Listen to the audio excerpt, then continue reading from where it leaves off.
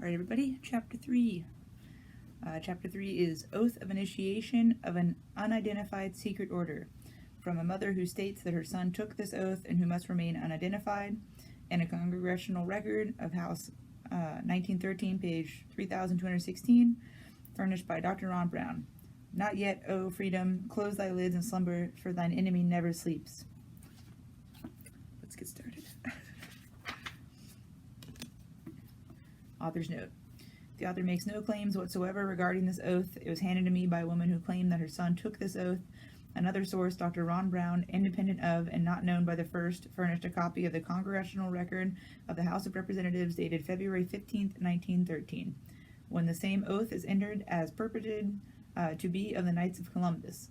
The congressman may have been wrong, however, since the content indicates that this oath may belong either to the Society of Jesus, otherwise known as the Jesuits, or to the Knights of Malta, which is the militia of the Pope. I include this oath only as an example that such oaths do in fact exist and are subversive. Because of the impeccably correct and difficult level of English used, the obvious expert knowledge of religious terminology and form, and the content and format of this oath, I consider it highly unlikely that it is a forgery. You must be the ultimate judge of its authenticity. The truth will win. So here's the oath right here. I, whatever your name is, now in the presence of Almighty God, the Blessed Virgin Mary, the Blessed Saint John the Baptist, and holy apostles, St. Peter and St. Paul, and all the saints, sacred hosts of heaven, and to you, my ghostly father, the Superior General of the Society of Jesus, founded by St. Ignatius Loyola in the pontification of Paul III, and continued to the present, due by the womb of the Virgin, the matrix of God, and the rod of Jesus Christ, declare and swear that His Holiness the Pope is Christ's vice-regent and is the true and only head of the Catholic or Universal Church throughout the earth, and that by the virtue of the keys of binding, and losing, giving His Holiness by my Savior Jesus Christ, He hath power to dispose heretical kings, princes, states, commonwealths, and governments, and they may be safely destroyed. Therefore, to the utmost of my power, I will defend this doctrine and His Holiness's right and custom against all usurpers of the heretical or Protestant authority, whatever, especially the Lutheran Church of Germany, Holland, Denmark, Sweden, and Norway, and now pretended authority in churches of England and Scotland, and the branches of same now established in Ireland and on the continent of America and elsewhere. And all adherents in regard they may be usurped and heretical, opposing the Sacred Mother Church of Rome. I do now denounce and disown any allegiance as due to any heretical king, prince, or state named Protestant or liberals, or obedience to any of their laws, magistrates, or officers. I do further declare that the doctrine of the churches of England and Scotland, of the Calvinists, Huguenots, and others of the name of Protestants or Masons to be damnable, and they themselves to be damned who will not forsake the same. I do further declare that I will help assist and advise all or any of His Holiness's agents in any place where I should be, in Switzerland, Germany, Holland, Ireland, or America, or in any other kingdom or territory I shall come to, and do my utmost to extirpate the heretical Protestant or Masonic doctrines and destroy all their pretended powers, legal or otherwise. Excuse me, sorry. I do further promise and declare that notwithstanding I am dispensed with to assume any religion heretical for the propagation of the Mother Church's interest, to keep secrets and private all her agents' counsels from time to time, as they entrust me, and not divulge, directly or indirectly, by word, writing, or circumstances, whatever but to execute all that should be proposed, given in charge, or discovered unto me by you, my ghostly father, or any of this sacred order. I do further promise and declare that I will have no opinion or will of my own, or any mental reservation whatsoever, even as a corpse or cadaver, parente ac cadaver, I think that's Latin, but I'm not sure, but will unhesitatingly obey each and every command that I may receive from my superiors in the militia of the Pope and of Jesus Christ. That I will go to any part of the world whithersoever I may be sent, to the frozen regions north, jungles of India, to the centers of civilization of Europe, or to the wild haunts of the barbarous savages of America, without murmuring or repining, and will be submissive in all things whatsoever is communicated to me. I do further promise and declare that I will, when opportunity presents, make and wage relentless war, secretly and openly, against all heretics, Protestants, and Masons, as I am directed to do so, or as I am directed to extirpate them from the face of the whole earth, and that I will spare neither age, sex, or condition, and that will hang, burn, waste, boil, flay, strangle, and bury alive these infamous heretics, rip up the stomachs and wombs of their women, and crush their infants' heads against the walls in order to annihilate their execrable race.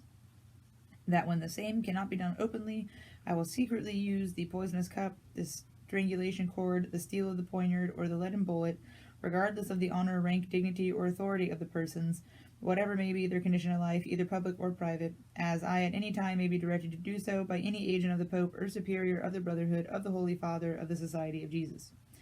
In confirmation of which I hereby dedicate my life, soul, and all corporal powers, and with the dagger which I now receive, I will subscribe my name written in my blood in testimony thereof.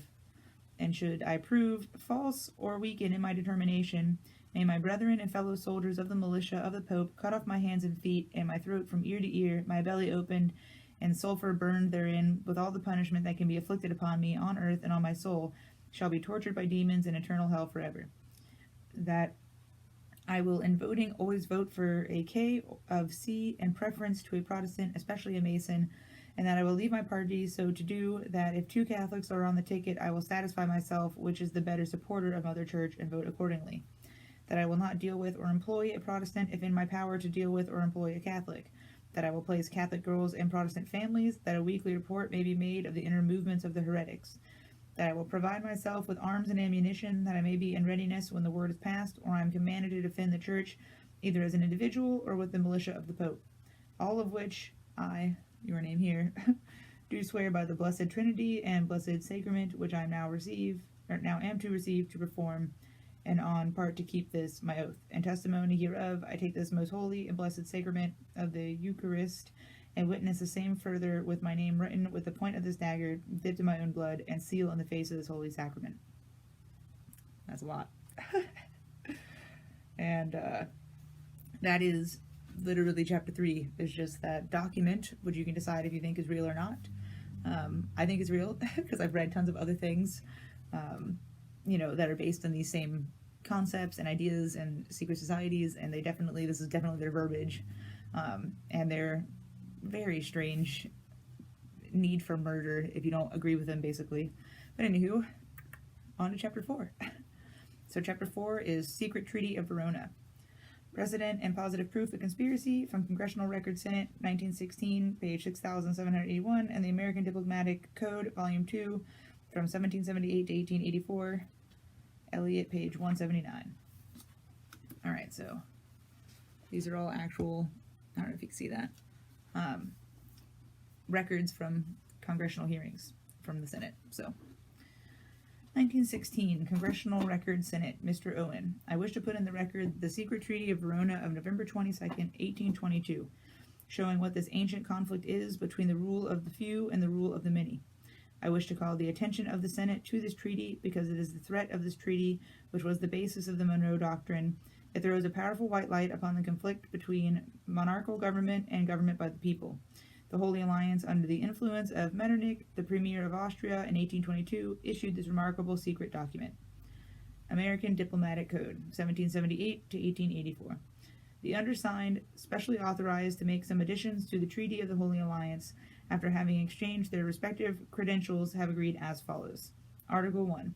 The high contracting powers, being convinced that the system of representative government is equally as incompatible with the monarchical principles as the maxim of the sovereignty of the people with the divine right, engage mutually in the most solemn manner to use all their efforts to put an end to the system of representative governments in whatever country it may exist in Europe, and to prevent its being introduced in those countries where it is not yet known.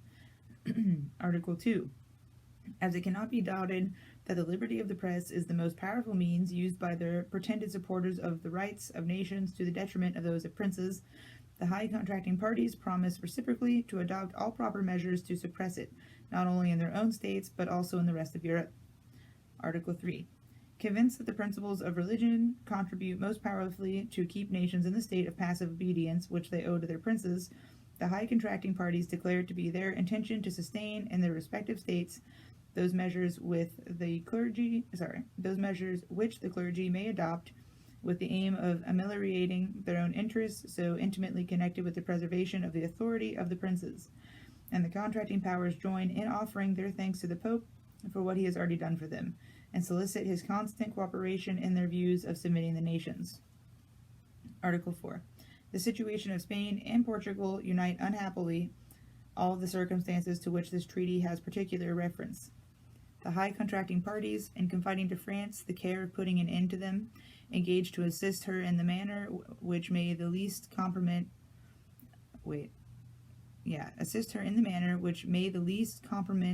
them. That's a weird word, compromise.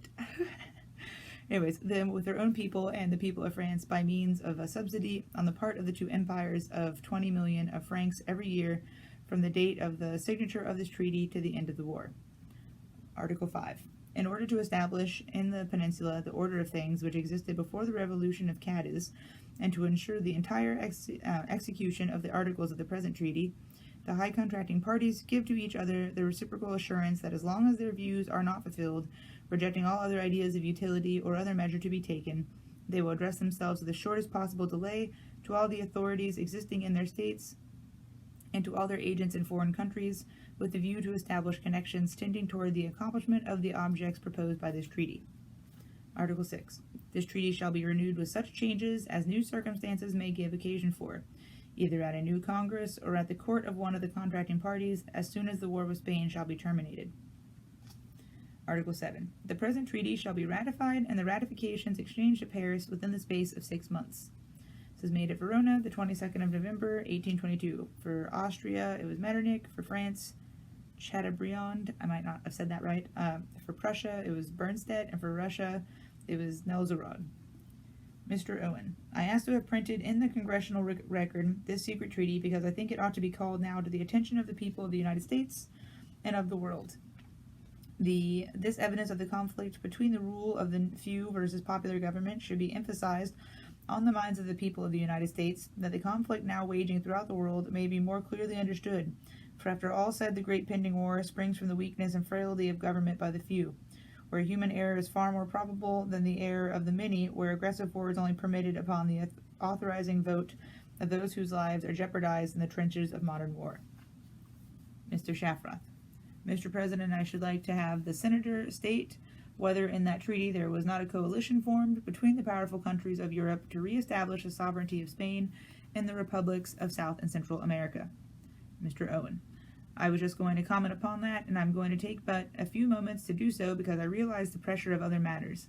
This Holy Alliance, having put a Bourbon prince upon the throne of France by force, then used France to suppress the constitution of Spain immediately. Afterwards, and by this very treaty, gave her a subsidy of 20 million francs annually to enable her to wage war upon the people of Spain and prevent their exercise of any measure of the right of self-government.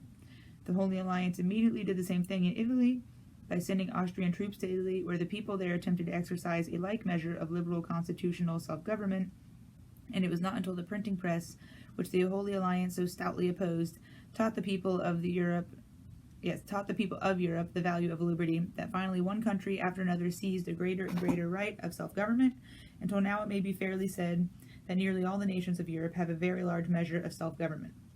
However, I wish to call the attention of the Senate and the country to this important history in the growth of the constitutional popular self-government. The Holy Alliance made its powers felt by the wholesale drastic suppression of the press in Europe, by universal censorship, by killing free speech and all ideas of popular rights, and by the complete suppression of popular government. The Holy Alliance, having destroyed popular government in Spain and in Italy, had well-laid plans also to destroy popular government in the American colonies, which had revolted from Spain and Portugal and Central and South America under the influence of the successful example of the United States. It was because of this conspiracy against the American republics by the European monarchies that the great English statesman, Canning, called the attention of our government to it, and our statesmen then, including Thomas Jefferson, took an active part to bring about the declaration by President Monroe in his next annual message to the Congress of the United States that the United States were regarded as an act of hostility to the government of the United States, and an unfriendly act if this coalition or if any power of Europe ever undertook to establish upon the American continent any control of any American republic or to acquire any territorial rights. This is the so-called Monroe Doctrine. The threat under the secret Treaty of Verona to suppress popular government in the American Republic and the American republics is the basis of the Monroe Doctrine. This secret treaty sets forth clearly the conflict between monarchical government and popular government, and the government of the few as against the government of the many. It is a part in reality of developing popular sovereignty when we demand for women equal rights to life, to liberty, to the possession of property, to an equal voice in the making of the laws and the administration of the laws. This demand on the part of the women is made by men, and it ought to be made by men as well as by thinking, progressive women, as it will promote human liberty and human happiness. I sympathize with it, and I hope that all parties will, in the national conventions, give their approval to this larger measure of liberty to the better half of the human race. Author's note: anyone who believes that the monarchs, after being deposed, forgave and forgot, is not playing with a full deck. Most of these families are wealthy beyond belief and may be more powerful today than when they sat upon thrones. Today they are known collectively as the black nobility. Just because the secret Treaty of Verona was signed in 1822 does not mean that the treaty is void. It is imperative that you realize that privately, the black nobility refuses to ever recognize any government other than their own inherited and divine right to rule. They work diligently behind the scenes to cause conditions whereby they might regain their crowns. They believe that the United States belongs to England. That's pretty clear. Those were really short chapters, which is awesome, because that means I don't have a lot of editing to do. The next chapter, chapter 5, is Goodbye USA, Hello New World Order. We are right there. In case you guys aren't paying attention to what's going on, this is exactly what we're hitting right now in the United States. I mean, everything that's going on right now is literally the beginning of the New World Order. Like, if you think being forced to wear masks is just for your safety, you are confused and you are not paying attention to all the things that are going on right now. That being said, though, he's completely right. The black nobility, if you don't know who they are, or I guess what they are, I mean, who they are, but you know what they're about. They're literally about taking over America. They're about making a one world government, which is what the New World Order is, for them to be ultimately dictators. You know, they want to be a king and or queen, just ruling everything. That's why taxes still exist in America. They've been in America this entire time, basically, since pretty much the beginning of America. That's why we made the Constitution, was to try to protect ourselves from that. But they've been there the whole time. They're still there. When you actually go and you look at all the different people that are of the elite, if you will, but you go and you look at is just simply go and look at all the majority of our past presidents in the last couple of decades. In one way or another, they're all blood relatives of, you know, the kings and queens of England. So, like, I mean, if you can't see that there would be people who wouldn't have just laid down and said, sure, America, you get to be your own thing now, even though you were our slaves, we're okay with that. Like, people that have basically human slaves in the first place aren't just gonna say it's okay and that you just get to move along. Just because we're not in the same time frame doesn't mean that their family and their lineage isn't still participating in the same games. So do consider that. But anyways, the next chapter, let me see how long it is. Oh, it's pretty short too. It's only like 10 pages. I'll just go ahead and we'll just go ahead and read the next chapter. I thought I would run out of space. I might run out of space. I might have to stop this and scooch it over and redo it, but we'll try to get this next one in too. So chapter 5. Goodbye USA, Hello New World Order. Backbone of hidden government, subversion of the balance of power, the plan to suspend the Constitution and declare martial law. It could probably be shown by facts and figures that there is no distinctly Native American criminal class except Congress. That was Mark Twain in 1885. Love Mark Twain. The balance of power. When our forefathers wrote the Constitution of these United States, they provided safeguards against despotism by providing a balance of power. The Constitution was set up to provide clear divisions of legislative, judicial, and executive powers. It was believed that this system would ensure that if one branch got out of hand, the other two would act to keep the one in check. This balance of power was predicated upon the assumption that none of the three branches could or would infringe upon the power of the others. The Constitution is clear on the functions of each of the branches. The legislative will make the laws, the judicial will interpret the law, the executive will decide policy and enforce the law. This, of course, is the simplest of explanations, but this is not a textbook on government. My intent is to acquaint you with simple basics of the balance of powers so that you can then understand how it has been subverted. The legislator, Congress in the form of the House and Senate, is required to publish the laws that are made, and this is done in the Congressional Record and the Federal Register. Pending or passed legislation can be obtained by citizens through their congressman or with the government printing office. Citizens cannot be held responsible for the law if it is not made available to them. It is paradoxical that the government body most representative of the American citizen is the one that has been the most easily subverted. Through PACs, payoffs, pork barrel politics, professional politicians, congressmen who are members of secret societies, and through greed and fear, our representatives and senators quit representing us long ago. Congress has tremendous power but fails in most cases to exercise even a token amount. How is it that our legislature has allowed and at times encouraged the executive branch to write law? You probably did not know that the president and others in the executive branch of the government can and do write law. This is done in the form of presidential executive orders, National Security Council memos, National Security Decision Directives, and National Security Directives. The NSC memos were broad policy papers in the days after passage of the National Security Act. NSC memos became narrower and more specific over the years, and the name has varied. Under Kennedy, they were called National Security Action Memorandums. President Bush has changed the name to National Security Directives. There's a tremendous difference between presidential executive orders, NSC memos, and National Security Decision Directives. Presidential executive orders are listed in the Federal Register or presidential findings, which are made known to the House and Senate Intelligence Committees. The most important difference between the presidential executive orders and all the others, no matter what they are called, is that the others do not have to be reported, reviewed, made available to anyone, or even acknowledged that they exist. There is no oversight whatsoever that could maintain a check on the legality of these national security directives.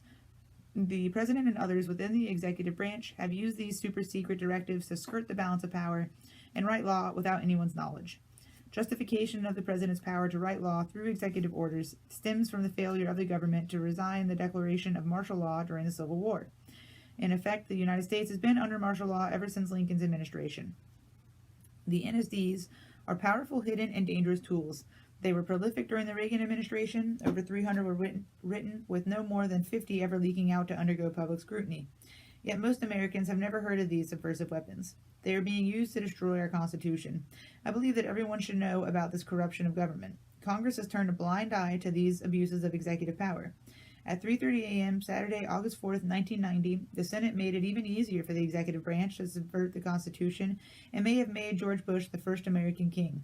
At that time, on that day, a minority of United States senators, maybe 10 at the most, passed Senate Intelligent Authorization Act for the fiscal year 1991, SB 2834. This bill will fundamentally change our constitutional system and threatens to destroy the very foundations of our great nation. Since attention has been focused upon the Middle East crisis, the public and most congressmen know absolutely nothing about this bill. The bill was fraudulently introduced as a reform to prevent future incidents of the abuses brought to light during the Iran-Contra scandal. Instead of preventing future abuses, however, it virtually authorizes essentially every abuse. The bill was carefully brought to a vote by Senator Sam Nunn in the dead of night when the opposition was gone. It effectively transfers most authority over the United States government directly into the hands of George Bush and thus directly into the hands of the secret government. The president, presently George Bush, at that time when this was written, was given the power to initiate war, appropriate public funds, define foreign policy goals, and decide what is important to our national security. In oversight of intelligence activities, Title V11 SB 2834 authorizes the following. Gives the president power to initiate covert actions. This has never before been given to the president. Prevents Congress from stopping the president's initiation of covert actions. Allows the president to use any federal departments, agencies, or entities to operate or finance a covert operation. Empowers the president to use any other nation or private contractor or person to fund or operate a covert action. Redefines covert actions as operations necessary to support foreign policy objectives of the United States.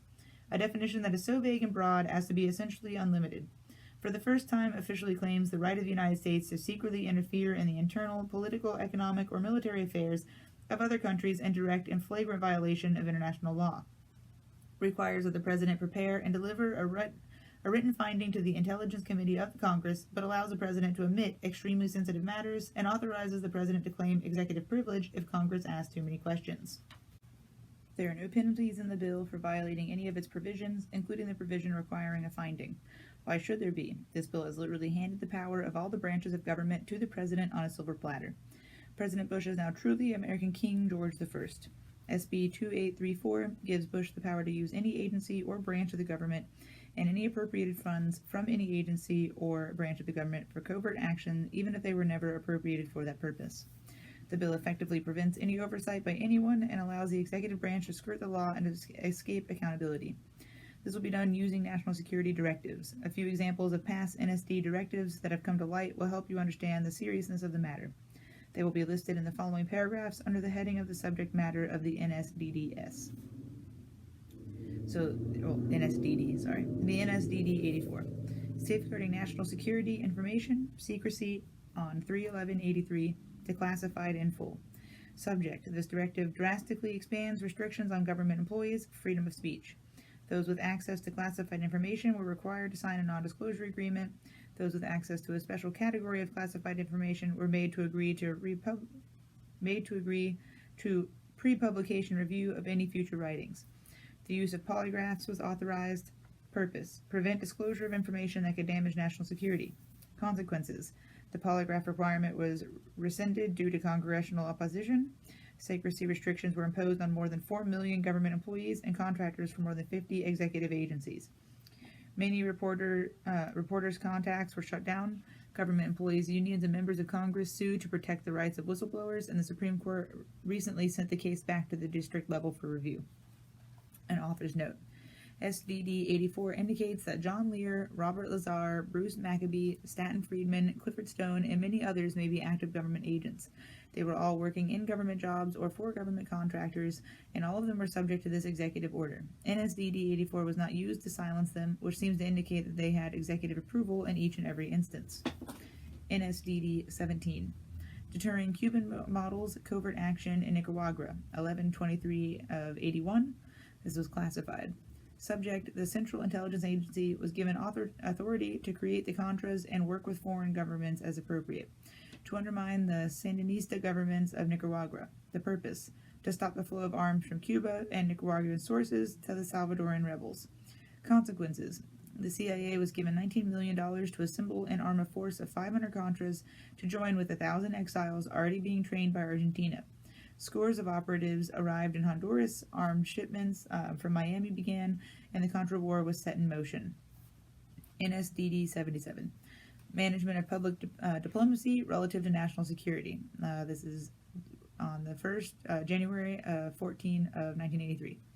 Declassified in full. Subject: This directive set up several planning groups to conduct public diplomacy activities.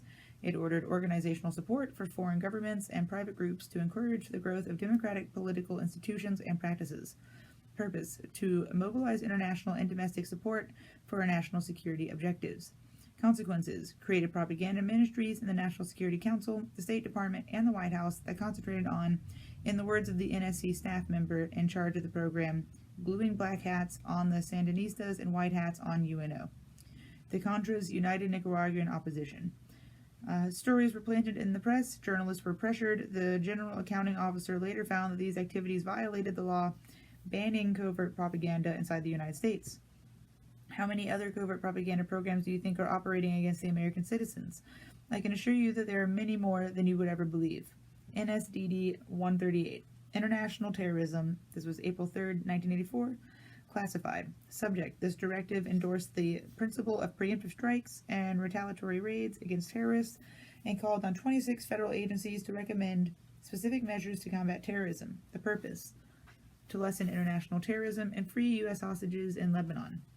While this NSD directive pretends to be concerned about international terrorism, it is really a thinly disguised authorization of preemptive strikes and retaliatory raids against patriots in this country. When FEMA is activated, patriots will be rounded up in the dead of night, most likely on a national holiday such as Thanksgiving. Government agents and law enforcement officers in every city across the nation have received anti-terrorist training under this NSDD directive. And I can assure you the target is patriots. Consequences: set up the Terrorist Incident Working Group under North and the NSC. Its first major action was the interception and capture of the Achille Laura hijackers, which gave North's career an important boost. Either NSDD 138 or a subsequent NSD directive on terrorism authorized the training of 3 Lebanese units for preemptive strikes. When problems arose, Director of Central Intelligence William Casey took that operation off the books and enlisted Saudi Arabian help in an attempt to assassinate the head of Hezbollah. A resulting car bombing killed about 80 in Buret Sheikh Fadba, and the target was unhurt. The U.S. military, along with civilian law enforcement teams, conducted joint anti-terrorist training across America To allay public fears, the participants wore civilian clothing. Oh, great. NSD directives have become the de facto legislative vehicle of the national security state. It has become known through the research of Susan Fitzgerald, a research consultant at the Fund for Constitutional Government in Washington, who has collected declassified NSD directives, that many were released without the White House letterhead at the top of the page and without the president's signature at the bottom. This, she speculates, is to conceal the fact that the signatures on some of them would reveal that they had been made by AutoPen and not by Ronald Reagan's own hand. That should give you a taste of what you are up against. Please understand that virtually all but a very few NSD directives still remain classified, and unless the public forces disclosure, their effect will probably never be known. Somewhere within the volumes of secret NSD directives, there is a plan to suspend the Constitution of the United States of America. The existence of this plan surfaced during the Iran-Contra hearings. Congressman Jack Brooks, Democrat from Texas, attempted to bring it into the open. When he asked Colonel North directly if North had ever helped draft a plan to suspend the Constitution, Brooks was silenced by the committee chairman, Senator Daniel K. Inouye, a Democrat from Hawaii. Senator Inouye stated that the subject dealt with national security and any questions regarding the matter could be brought up during a closed-door session. We never learned the outcome. I would like to know who gave anyone in any branch of government with any title the right to suspend the Constitution at any time for any reason and under any conditions.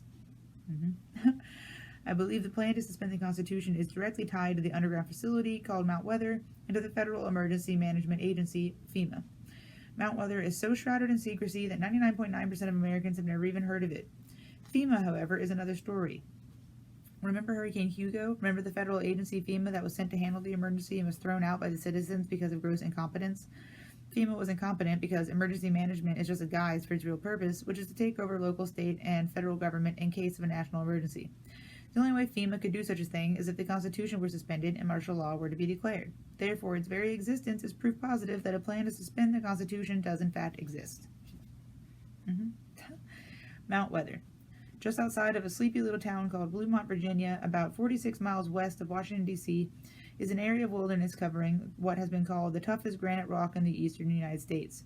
The area is surrounded by signs marked restricted area, and this installation has been declared a restricted area. Unauthorized entry is prohibited. Other signs state all persons and vehicles entering hereon are liable to search. Photographing, making notes, drawing, maps, or graphic representations of this area or its activities is prohibited. Such material found in the possession of unauthorized persons will be confiscated. Internal Security Act of 1950. The installation is beneath a mountain, and its name is the Western Virginia Office of Controlled Conflict Operations. Its nickname is Mount Weather. It was ordered to be built by the Federal Defense Administration, which is now the Federal Preparedness Agency. Mount Weather was designed in the early 50s as part of the Civil Defense Program to house and protect the executive branch of the federal government. The official name was the Continuity of Government Program.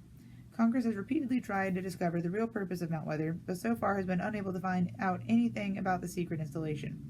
Retired Air Force General Leslie W. Bray, director of the Federal Preparedness Agency, told the Senate Subcommittee on Constitutional Rights in September of 1975, "I am not at liberty to describe precisely what is the role and the mission and the capability that we have in Mount Weather or at any other precise location."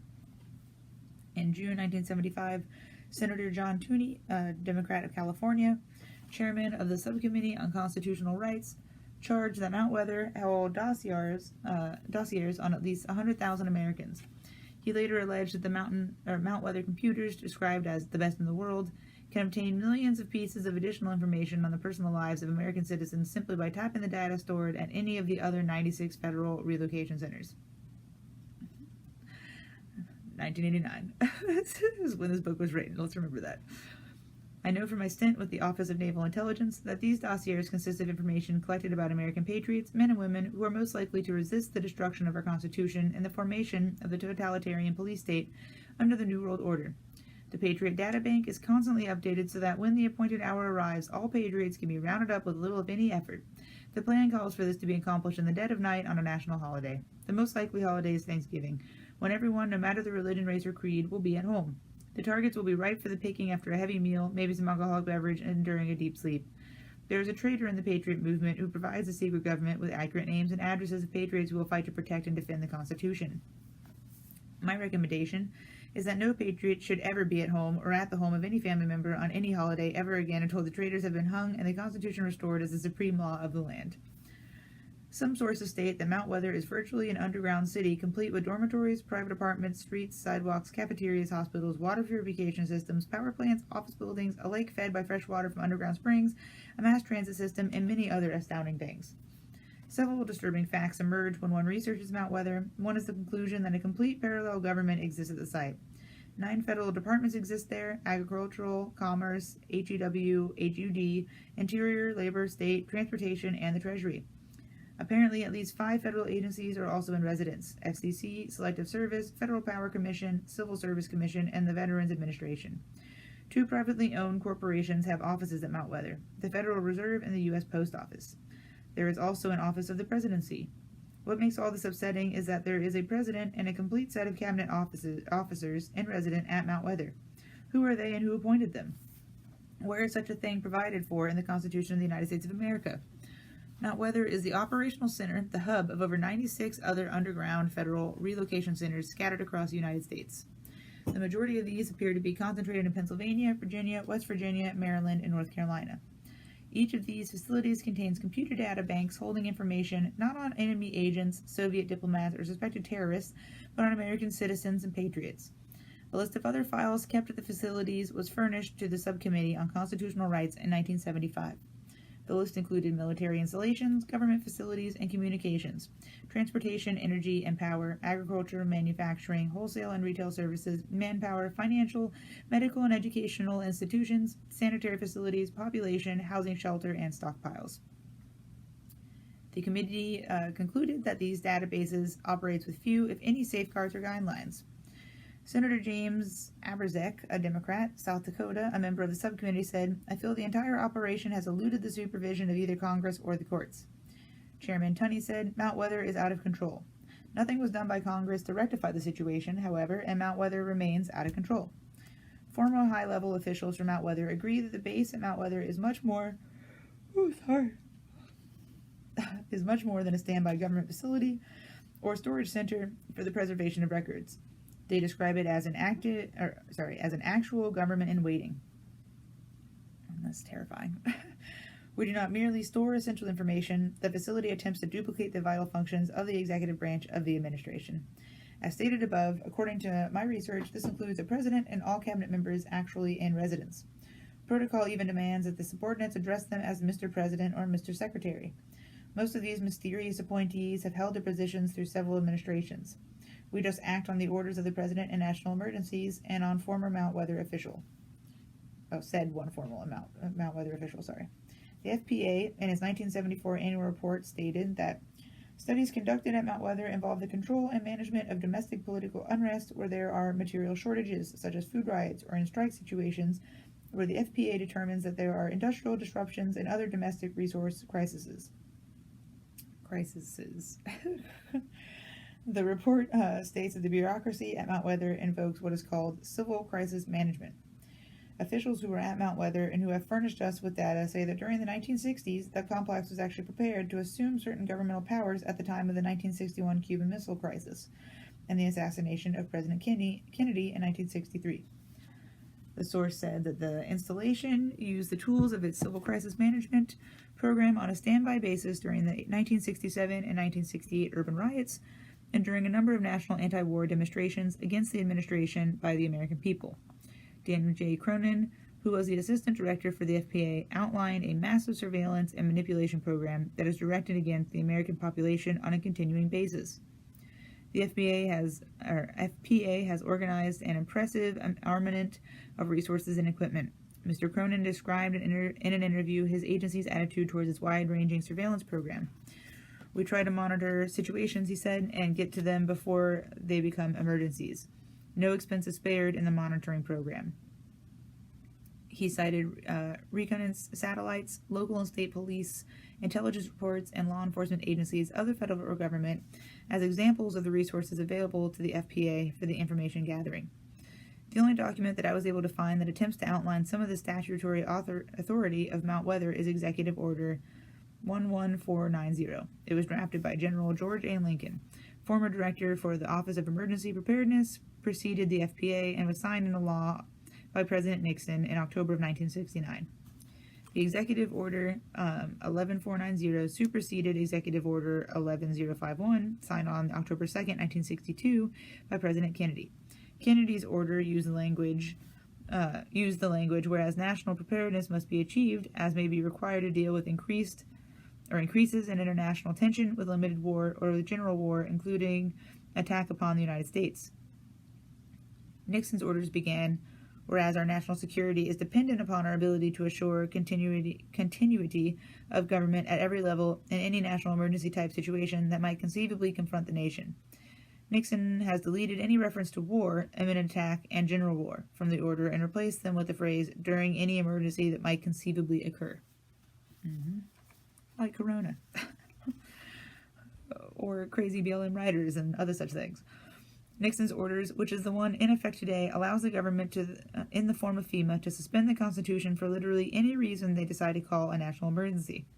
I cannot find a plan or executive order anywhere which outlines any procedure or allowance for the restoration of the Constitution after a national emergency has ended. This leads to the obvious conclusion that no restoration of the Constitution is contemplated or desired by those in power. In 1975, Senator Tunney expressed concern. We know from what we've heard in the press that 15,000 names are being maintained by the FBI for detention in an emergency. We also know that the IRS had its files on individual taxpayers. We know that the CIA had their Operation Chaos and that the NSA has the records of conversations that have been intercepted electronically. My question is this: is there anyone like yourself, General Bray, that is in control of the overall access to this data if it is maintained in a relocation site? And your answer, as I understood it, is no. Tunney continued. General Bray, I must say that I still don't know who's in control of these relocation centers. You say you don't have that knowledge, and still we don't know from the 3 witnesses that we had here today that they had information as to who has control of these centers. I am not at liberty, Bray answered, to describe precisely what is the role and the mission and the capability that we have at Mount Weather or at any other precise location. I firmly believe that our continuity of government program has not provided continuity at all, but has been the instrument for discontinuing open and democratic government, and that the very program designed to protect Americans has actually been turned against us. We at the executive level here were active in either OSS, the State Department, or the European Economic Administration. During those times, and without exception, we operated under directions issued by the White House. We are continuing to be guided by just such directives, the substance of which were to the effect that we should make every effort to so alter our life in the United States as to make possible a comfortable merger with the Soviet Union.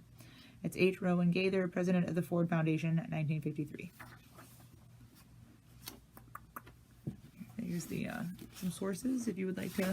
If you would like to see those. And then next is Chapter 6. Scooching right along, ladies and gentlemen. I'm gonna edit this and get this out for you, and just really think about that. Think about everything that they're saying. I mean, this is in the 70s that he's talking about them having the meetings on Mount Weather, and it being basically, we're not at liberty to tell anybody in America what's happening at these secret locations that are harvesting the data of all the people, and that we have supercomputers at, and now, I mean, if they had supercomputers then,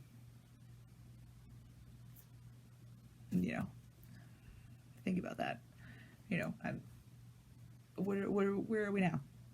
That means they have insane things now that we can't even begin to imagine. If none of you have read 1984, you really need to go read 1984 because it goes into all of this. I mean, Big Brother is watching you. It's listening. I mean, this right here technically is dangerous in reality, because putting yourself out on the internet and having a different opinion than the mob rule that's going on right now is dangerous in general.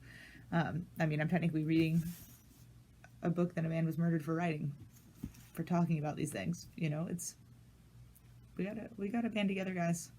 Everybody needs to be thinking about this and really thinking about what our future entails if we do not do anything to stop what's happening right now, because we are literally watching, not the beginning, we're watching the end of the plan of the beginning of the New World Order. So this is like, 70 years at least, really earlier than that. I believe that all of this really started as an actual movement plan in the 1920s and into the 1930s when the Great Depression happened. That's when all of this really started to roll and get speed. But as far as it really grabbing teeth and really having true movement, it was really like the 1950s that it really got like set. And then by the 90s, it was in full swing, and here we are, just watching it just unfold. It was set up and ready before this. Anyways, guys, next chapter coming up soon.